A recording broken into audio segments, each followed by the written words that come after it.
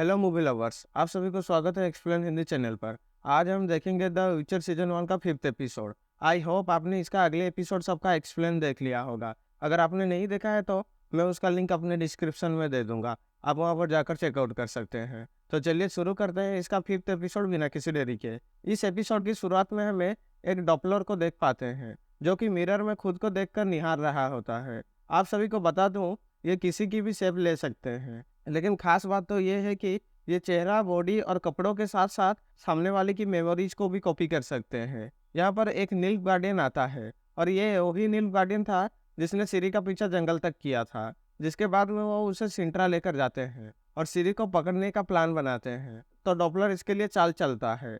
वहीं पर वो मोजेक को मारकर उसके कपड़ों, आवाज और उसकी मेमोरी को कॉपी कर लेता है और बिल्कुल सेम टू सेम मोजेक जैसे बन जाता है। फिर इनका प्लान होता है कि डुप्लीकेट मोजेक को ब्रुकलिन फॉरेस्ट में बेचकर सिरी को बेला फुसलाकर वापस यहाँ पर लाना।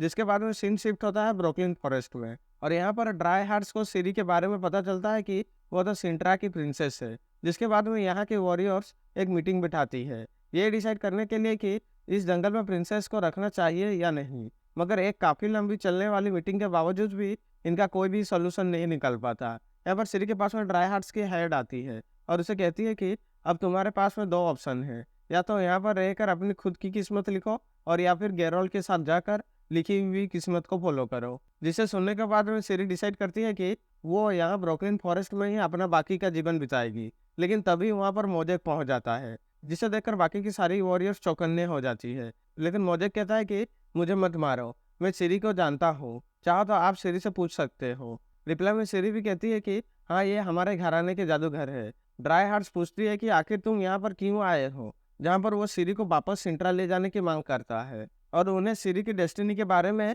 और लॉ ऑफ सरप्राइज के बारे में बताता है। और जब सिरी को पता चलता है कि गेरोल्ड ने लॉ ऑफ सरप्राइज मेरे पिता से मांगा था, इसीलिए अब वो मोजेक के साथ चलने के लिए तैयार हो जाती है। वहीं पर पीछे से डारा भी कहता है कि वो भी साथ चलने के लिए तैयार है। यहाँ पर सीन शिफ्ट होता है येनिफर पे, जो कि अपने राजघरानी को छोड़कर पासी के एक गांव में जाकर पैसों के बदले आम लोगों की सेवा कर रही होती है। कुछ लोगों को ये बात काफी पसंद आती है, मगर वहाँ का मेयर इस बात से खफा हो जाता है क्योंकि उसे तो गांव के लोगों को जब कोई प्रॉब्लम या फिर पैसों की जरूरत होती है तो वो सीधा मेयर के पास आया करते थे। मगर अब ऐसा हो नहीं पा रहा था क्योंकि उनके सारे प्रॉब्लम्स तो जादू की मदद से एनिफर सॉर्ट आउट कर रही थी। इसलिए वो एनिफर के पास आता है और एनिफर को पकड़कर अपने घर ले जाता है। एक्चुअली ऐसा करने के पीछे मेयर को ऊपर से ऑर्डर आया होता है कि येनिफर को तुम्हें जितना जल्दी हो सके गांव से बाहर निकाल देना है। जहाँ पर शाम को हम देख पाते हैं कि येनिफर तैयार हो रही होती है, लेकिन तभी पीछे से टीचर पहुंच जाती है और उसे पूछती है कि आखिर तुम ये क्या कर रही हो।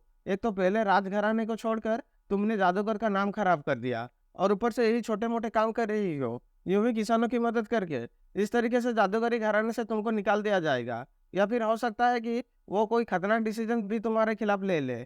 ये कहकर टीसिया वहां से चली जाती है। लेकिन तभी हम जान पाते हैं कि इस वक्त तो येनिफर को मां बनने का भूत सवार होता है और वो किसी भी हालत में इसका हल ढूंढना चाहती थी। क्योंकि आपको याद होगा, जब उसने अपने आप को सुंदर बनाया था तो उस प्लास्टिक सर्जन ने उस प्रोसेस के बाद येनिफर का यूट्रस को उसके बॉडी से बाहर निकाल दिया था और यही रीजन था कि येनिफर कभी मां नहीं बन सकती थी, लेकिन अब वो बनना चाहती थी। जिसके बाद में हम गेरोल्ड को देख पाते हैं। लास्ट टाइम हुए उस ट्रिगा के हादसे के बाद तो उसकी नींद उड़ चुकी थी और काफी टाइम से वो सोया नहीं था। इस प्रॉब्लम को इंसोम्निया कहते हैं। इस प्रॉब्लम को सॉर्ट आउट करने के लिए वो एक तालाब के पास में जाली को लेकर जीन को पकड़ने के लिए पहुंचता है। गेरल्ट काफी ज्यादा परेशान होता है, ऊपर से जेस्कर भी उसे अपनी पकाऊ बातों से और ज्यादा परेशान कर देता है। जहाँ पर गेरल्ट काफी ज्यादा कोशिश करने के बाद फाइनली उसके हाथ में वो जीन वाला सुराही लग जाती है।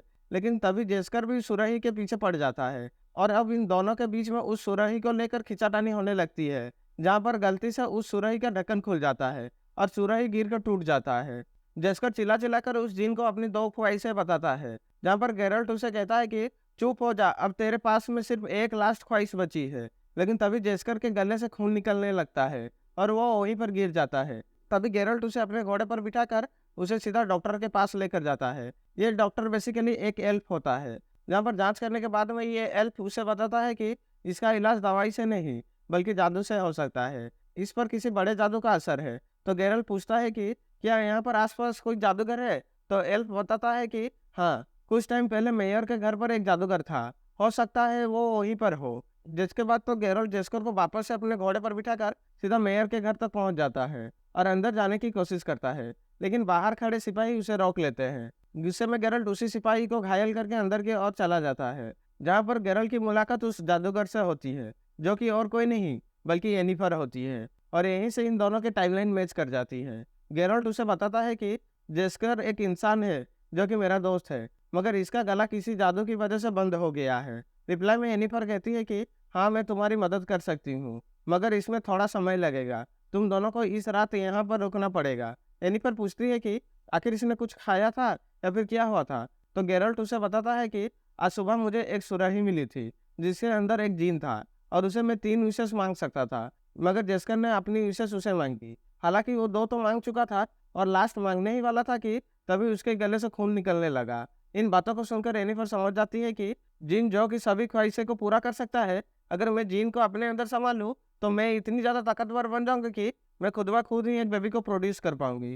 काफी टाइम बाद जब गेरल्ट उसके रूम में आकर चेक करता है तो उसे पता चलता है कि यहाँ पर येनिफर का प्लान तो कुछ और है। वो जेस्कर को ठीक नहीं कर रही है, बल्कि उल्टा उसके जीन को अपने अंदर समाने की कोशिश कर रही है, ताकि वो और ज्यादा पावरफुल बन सके। लेकिन जीन को कैद करने से पहले जीन को उसके पुराने मालिक की तीनों ख्वाहिशें को पूरा करना पड़ेगा। और अब जैसा कि गेरल्ट ने येनिफर को बताया था कि उसने 2 विशेष मांग ली थी और लास्ट नहीं मांगी थी, इसलिए येनिफर कोशिश करती है कि जेस्कर अपनी तीसरी विश मांग ले, जिसके बाद में वो जीन फ्री हो जाए और उसकी बॉडी में समा जाए। लेकिन गेरल्ट ऐसे होने देने वाला कहाँ था, इसलिए वो गेरल्ट पर अपना जादू चला देती है, जिसकी वजह से गेरल्ट अपने होश में नहीं रह पाता और तभी वहाँ के सिपाही उसे पकड़कर जेल में बंद कर देते हैं। जहाँ जेल में उसका स्वागत करता है वही मेयर का गार्ड, जिसकी गेरल्ट ने एक दिन पहले काफी बुरी हालत करी थी, और अब तो उसे यहाँ पर पाकर गार्ड को बहुत ज्यादा गुस्सा आ जाता है।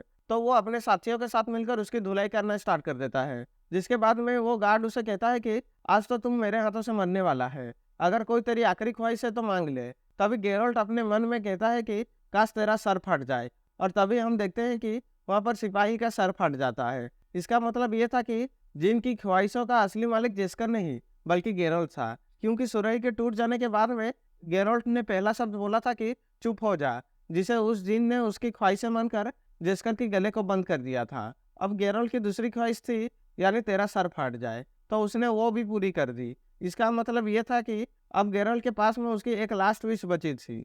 यहाँ पर येनिफर जबरदस्ती जेस्कर को तीसरी विश बुलवाकर उस जिन को अपनी बॉडी में कैद कर लेती है, लेकिन होता तो उसका उल्टा ही। जिन हालांकि उसकी बॉडी में तो चला जाता है, लेकिन अब गेरोल्ट अपनी तीसरी विश मांगी नहीं होती है, तो जिन पूरी तरीके से फ्री नहीं होता है। तो अब तो वो उल्टा येनिफर पर ही भारी पड़ने लगता है। येनिफर काफी ज्यादा तड़पने लगती है। तभी वहां पर गेरोल्ट पहुंच जाता है और अपनी तीसरी विश मांगता है, जिसके बाद जिन येनिफर की बॉडी को छोड़कर अपने आप को फ्री कर लेता है। देखा जाए तो यहाँ पर इनडायरेक्टली गेरोल्ट ने येनिफर की जान बचाया होता है, जहाँ पर हम देख पाते हैं कि वो जिन वो घर के छत तोड़कर वहां से जा चुका होता है, जहाँ पर छत के मलबा इन दोनों के ऊपर गिरने लगता है। लेकिन तभी येनिफर एक पोर्टल खोलकर अपने आप को उसके नीचे वाले फ्लोर पर शिफ्ट कर लेती है।